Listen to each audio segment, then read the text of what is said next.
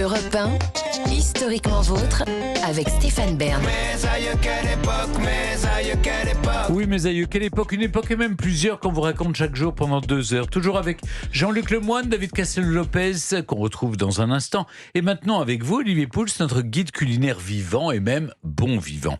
Ça s'est passé dans le passé. On remonte en 1893 à Paris, quand fut inauguré un lieu qui deviendra, au début du XXe siècle, un symbole de la gastronomie, mais aussi de la fête et des années folles, Maxime. Alors, je vais vous faire une confidence, les amis. Je ne suis jamais allé manger chez Maxim's. Ouh.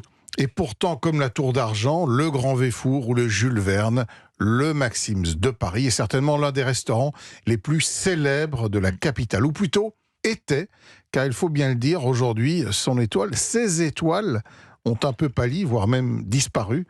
Même si l'adresse de la rue Royale existe toujours et continue à accueillir des clients plutôt aisés, dirons-le, elle est toujours bien vivante. Mais point de Maxim's dans le palmarès des meilleurs guides culinaires ou des top je ne sais combien des meilleurs restaurants du monde.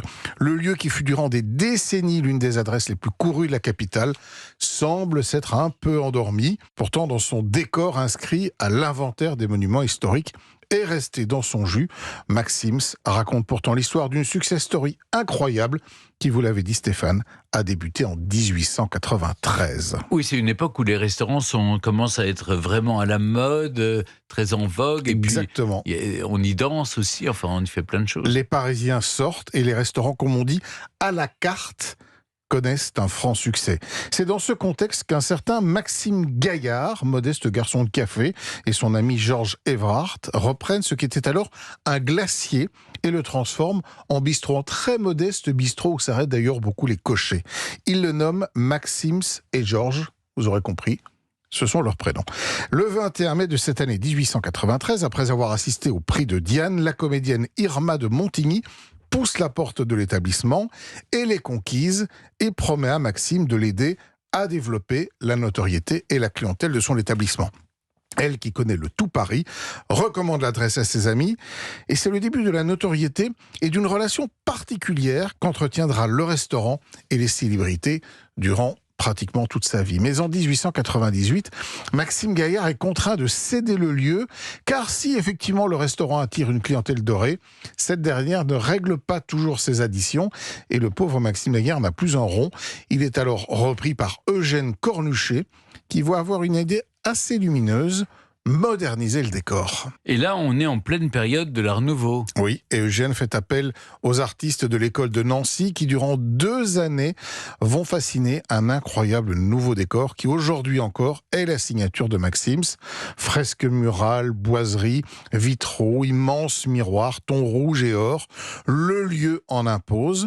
Mais si un joli décor, c'est bien, ça ne suffit pas forcément à attirer la clientèle. Et pour ça, Eugène Cornuchet a une botte secrète. Il fait appel à ce que l'on nomme les courtisanes. Vous savez, de jolies femmes qui ne refusent jamais de se faire inviter par des messieurs fortunés. Et il les place à l'avant du restaurant, devant la vitrine, histoire d'appâter le client. Et ça marche, figurez-vous. À l'époque, Maxim's est donc davantage une maison de passe chic, avec ses célèbres chambres d'amour d'ailleurs, qu'un restaurant gastronomique. Mais le lieu ne désemplit pas et rapidement le tout Paris, et au-delà s'y pressent Édouard VII, Greta Garbo, Marcel Proust, Sacha Guitry, Feydeau viennent s'y attabler et festoyer dans une ambiance plutôt torride, un succès qui ne faiblira pas et qui connaîtra son âge d'or durant les années 50, 60 et 70.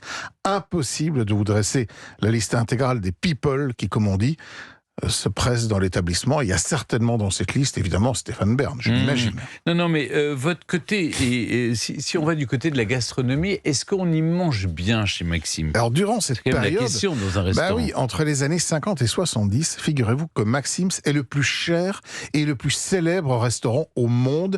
Il est distingué par 3 étoiles au guide Michelin. En cuisine, c'est le chef Alex Humbert, grande célébrité de l'époque, qui régale avec ses œufs de caille volaille au caviar, sa terrine de canard au foie cru, sa selle d'agneau aux truffes ou encore de remarquables soufflés. L'établissement demande à sortir du guide Michelin en 1977 et rend les étoiles. En 1980, il est racheté par Pierre Cardin, qui craignait de le voir passer sous pavillon étranger.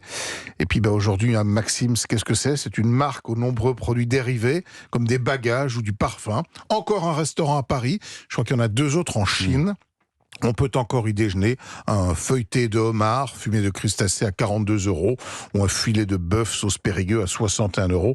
Une cuisine très traditionnelle, pas franchement bon marché, mais une fois encore que je n'ai pas goûté. Et la Jet Set a pris ses quartiers hier. Et la Jet Set, évidemment, Mais elle pourquoi a déménagé depuis bien longtemps. Pourquoi vous n'y avez jamais été ? Oui. Alors, Parce qu'au moment où c'était vraiment chic d'y aller, j'étais beaucoup trop il était jeune, trop jeune. et ensuite c'est devenu un peu ringard d'y aller. ouais. Et donc, moi, c'est voilà. là où on m'a commencé à m'y inviter. Merci beaucoup, Olivier. Ah, mes aïeux, quelle époque. Dans un court instant, c'est le début de la fin. Je parlais pas de Maxime, là. Ou le début tout court. Avant de partir, on remonte aux origines avec David Castel-Lopez et ses applaudissements. Je crois, David, que vous avez d'ailleurs demandé une petite avance. Mais d'abord, un rendez-vous à ne pas manquer sur Europe 1. Toute cette semaine, on te la raconte, l'année 1963. En 1963, Martin Luther King prononce son I Have a Dream. Europe 1 organise un grand concert gratuit place de la Nation pour la mort du pape Jean XXIII. Brigitte Bardot tourne Le Mépris de Godard. Le bac est réformé. Et puis, 1963, c'est mon année de naissance aussi. On te la raconte. 1963, c'est demain dès 15h sur Europe 1.